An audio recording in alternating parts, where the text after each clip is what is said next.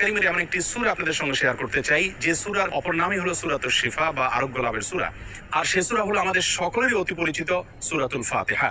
সহিহ বুখারীতে আবু সাঈদ খুদরী রাদিয়াল্লাহু আনহু থেকে একটি হাদিস বর্ণিত হয়েছে, যে হাদিসের মাধ্যমে বোঝা যায় যে সাহাবায়ে কেরাম সূরাতুল ফাতিহার মাধ্যমে চিকিৎসা গ্রহণ করেছেন এবং অলৌকিকভাবে, বিস্ময়করভাবে কঠিন এবং দুরারোগ্য সমস্যা থেকে তারা মুক্তি লাভ করেছেন।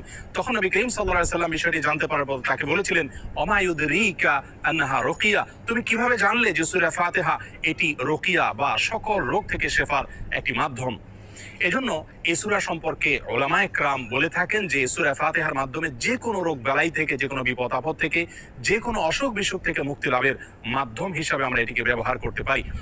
সূরা ফাতিহা এ সম্পর্কে ইমাম ইবনুল কাইয়িম রাহিমাহুল্লাহ তিনি বলেছেন, এই সূরাটিকে বারবার আমি আমল করে দেখেছি।